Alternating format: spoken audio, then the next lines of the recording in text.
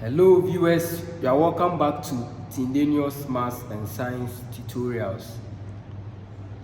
Today let's see how we can appreciate the applications of the gas laws. That's Charles' law, Boyle's law, and Avogadro's law, and even the ideal gas equation. All this while I know you've been on tenterhooks are waiting for chemistry updates. So today I bring you the chemistry lessons. So let's see how we can solve these questions. The question reads, a gas exerts a pressure of 3 kilopascal on the walls of container 1. When container 1 is emptied into a 10-liter container, the pressure exerted by the gas increases to this 6 kilopascal. Find the volume of container 1.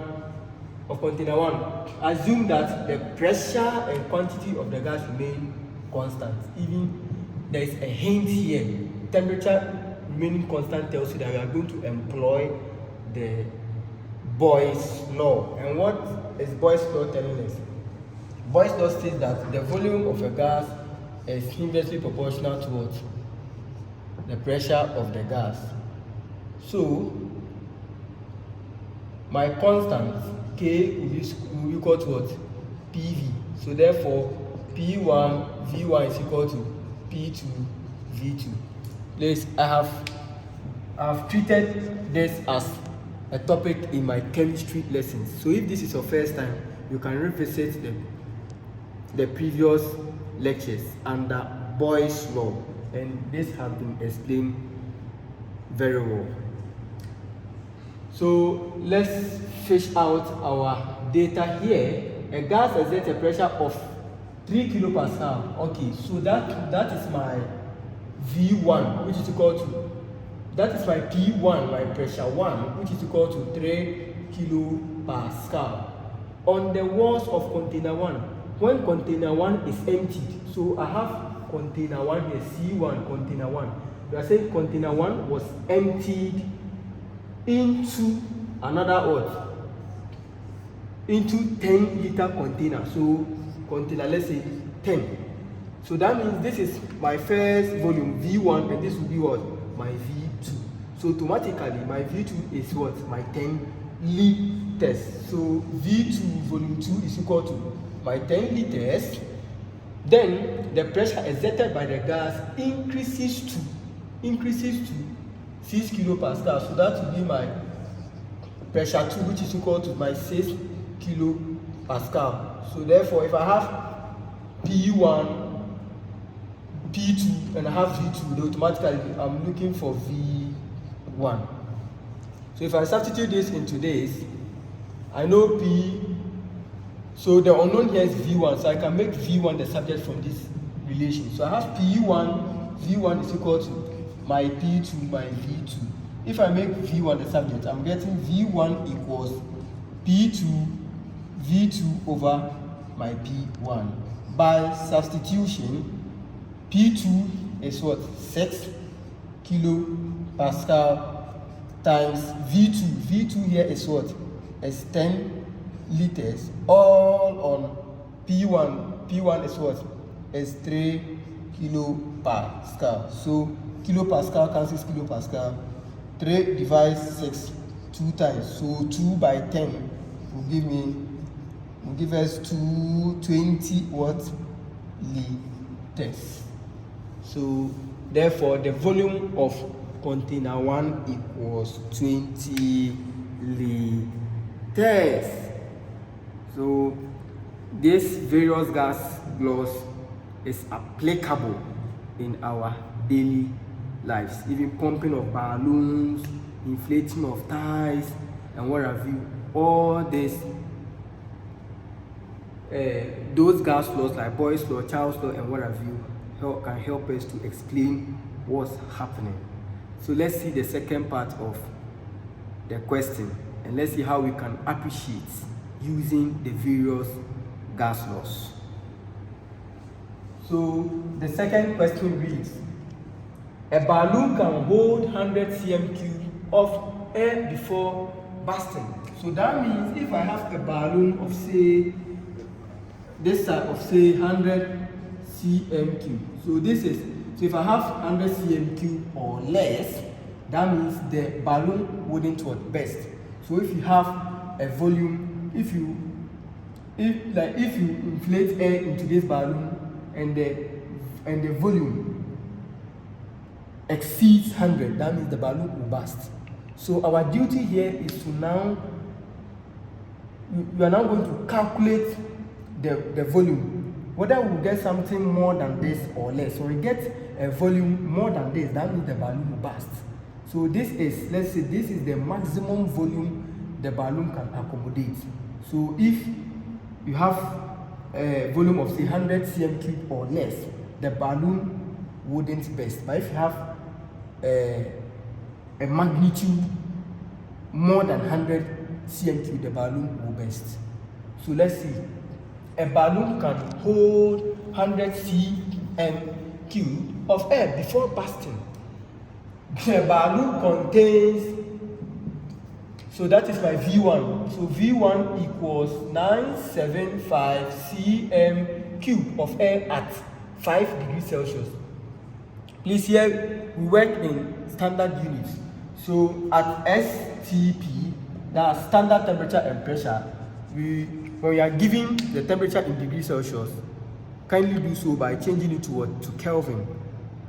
So it will be temperature in degrees Celsius plus 273 to change the whole thing to Kelvin. So at 5 degrees Celsius, so that will be my temperature 1, which is equal to 5 degrees Celsius, which is equal to 5 plus 273 Kelvin. Then so therefore my T1 is equal to what? 278 Kelvin. Then indicate, giving reasons whether or not the balloon will burst when it is taken to a room at, so this is the first volume, it was taken to another room of say 25 degrees Celsius. So our volume, so our temperature 2 is what? 25 degrees Celsius. So we have to work in standard units. So 273 will be added to convert it completely to what? To Kelvin. So when I'll get 298 what? Kelvin. And now assume that the temperature of the gas in the balloon remains constant. There's a hint that saying temperature remains constant. That means the process is, first of all, it is what? Isobaric process. And we are going to make good use of what? Charles' law. Because for Charles' law, pressure is what? Is constant. And for Charles' law, we know that V1 over T1 is equal to V2 over my T2. Please, if this is your first time visiting this video or this lectures, kindly go to Charles' law. I've explained everything nicely for you. So I know V1, which is here. I know T1, which is also here. I know T2, which is also here. So I'm supposed to make what? V2 the subject. So when I cross multiply, T2 multiplies V1. So I'll get V1 times what? My T2. Then T1 multiplies V2. So I have V2 T1. So I'm making V2 the subject. So I divide both sides by T1. Here to by what? T1. This cancels this. So therefore, my volume 2 is equal to volume 1 times temperature 2 over my temperature 1. So by substitution, what is my V1? In the question, my V1 equals what? 975 cm cubed. So I have 975 cm cubed times temperature 2. Temperature 2 here in Kelvin is what? 298 Kelvin. So here will be 298 Kelvin. All over my T1. What is my T1 in the question? In Kelvin is what? 278 Kelvin. So I have my 278 Kelvin. So Kelvin cancels Kelvin, right? So therefore our V2 is equal to, by the help of the calculator, we are getting 1045.14 cm cubed. Note, the units have cancelled out, so the centimeter cubed also still holds. So this is the magnitude of V2. So now, the question is saying, so indicate, we've indicated, giving reasons. So let's account for the reason over here. Let's compare the volume over here. From the question, we said a balloon can hold 100 cm cube of air before bursting. And from the onset, we said when you calculate and the volume exceeds this volume, then the balloon will burst. So our new volume here is what? You can see it's far more than what? 100 cm cube. Hence, the balloon will burst. Are you okay? Yes, since the new volume what exceeds or is greater than what? Than the 100 cm cube. You see how we can appreciate the gas laws? You can use it to answer so many real life activities. Yes, so you should know how to appreciate whatever we learn. This is the last question, and let's see how this question also goes. The question reads 0.718 grams of a gas X. So the name of the gas here is gas X. Occupies 1 dm cubed at 0 degree Celsius and 1 atm, that's atmosphere, of pressure. The question is saying, is gas X, this is the X, is X CO2 or CO or CH4? So the gas S, so that means the various molecules you see here, they are gaseous molecules. So is gas X carbon dioxide, carbon monoxide, or methane gas? So if so, explain. So we're giving the relative atomic mass over here and other stuff. So let's see how we can go about such question. So I have my mass. Okay. Now I'm giving R over here. I can see molar gas constant or universal gas constant. So I have to just quickly employ my ideal gas equation. So my ideal gas equation, we have PV is equal to nRT, right? So now here we're giving the mass of gas here. It was given in mass, not moles, in mass. So but we know the relationship, we know that we can convert mass to moles. So we know that M is equal to what? The mass over what? The molar mass. So this is the importance of you knowing the relationship between mass and amount of substance. So we can just plug this over here. Since we are not dealing with the moles now, we want to, it's in mass. So let's kindly do that. So we have PV is equal to, wherever I see N, I'll replace it with what? M over big M. So I have my M over my big M over here in place of what? That's for the N. Multiplying R and T. So I have my R and T. So finally my PV is equal to what? M R T all over what? My molar mass. Now let's see what we can get from the question. This is mass, right? So we have mass. Please, in mole concept or in amount of substance, don't convert mass to kilogram. We are working in grams. So 0 point, even for gaseous molecules, they are mostly measured in what? In grams. So we have 0.718 grams. I have my molar gas constant over there. Then 1 dm cubed, so volume. So the volume, which is 1 dm cubed in meter cubed is 1 times 10 to the power negative 3 meter cubed, because you know that you can use prefixes to do that. You know that 1 dm cubed. You know that the d here means deci, and deci means 10 to the power what? Negative 1. So here is 10 to the power negative 1 raised to the power 3 over here. So this 3 will multiply it. So clearly you are getting what? 10 to the power negative 3 meter cubed. See how it is. So don't learn and forget. Whatever you learn, try and make good use of it. So that's the volume for S. Then I have my temperature over there. From the question, my temperature here is 0 degrees Celsius, right? So my temperature, which is what? 0 degrees Celsius. To change it to Kelvin, I'll add what? 273. Then, which is equal to what? 273 what? Kelvin. So I have my molar gas constant here, and my pressure here, 1 atm equals this. So let me just substitute.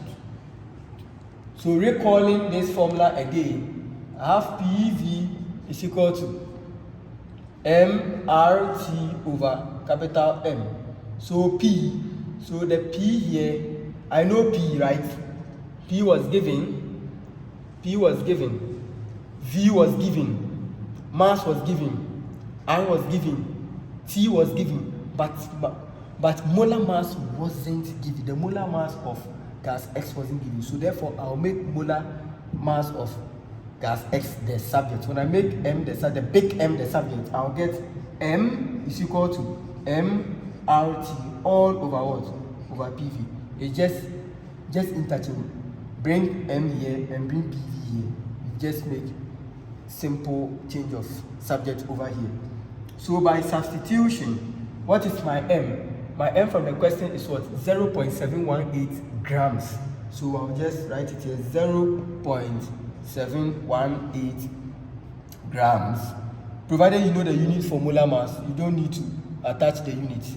Times the molar gas constant from the question we're given. It was 8.314, right? Then times the temperature in the question, it was what? 0 degrees Celsius, which is equal to what? 273 Kelvin. So to be here, 273 Kelvin. Then all over my P, which is what? The pressure. The pressure here is 1 atm, but we have to, it was given 1 atm equals 1.013. So we have it here, 1.013 by 10 to the power what?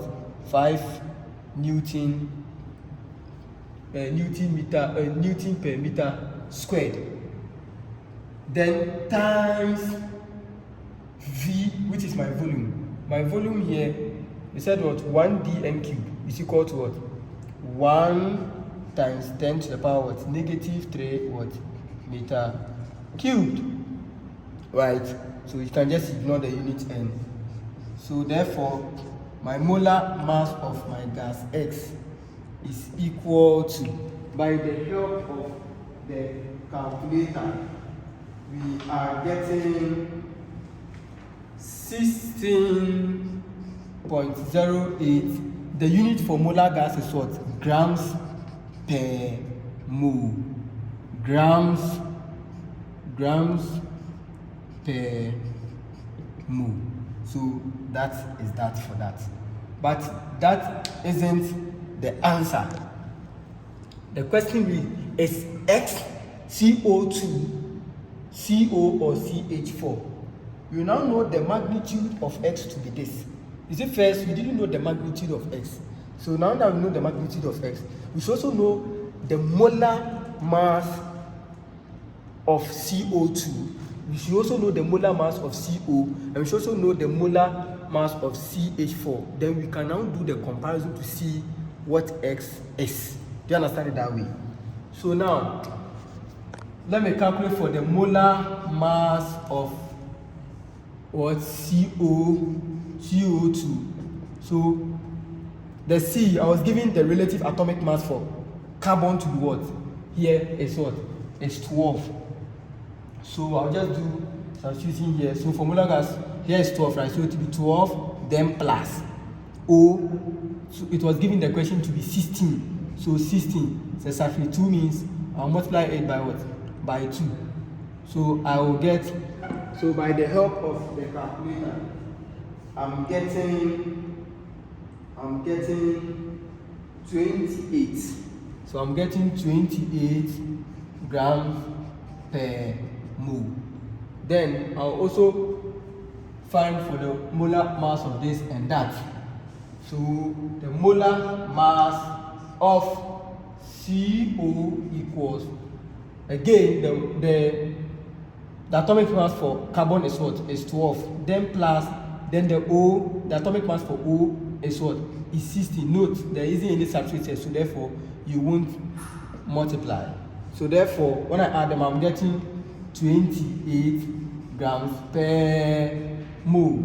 Then finally, I'll find for the molar mass of the methane gas. So I have M into bracket CH4. So the relative atomic mass for carbon is what? 12. Then plus for hydrogen is what? Is 1. Subscript what? 4. So I multiply it by 4. So I'm getting 12 plus 4, which is equal to 16 grams per mole. So now let's answer the question. Now here is XCO2, comma CO or CH4. Let's come here. What is the magnitude of X? The molar mass for S was it yielded 16.08 grams per mole. So when we calculated for the molar mass of the various gaseous molecules, which of those molecules yielded the same magnitude? Clearly, you see that it is what? It's the methane gas over here. Methane gas. So approximately, so we can say M into bracket X over here is the same, because in magnitude, this and this, they are what? They are the same approximately. So we can say that Mx is the same as what? M into bracket what? CH4. So this M and this M, when they cancel out, clearly you can say that your X is equal to the magnitude of this.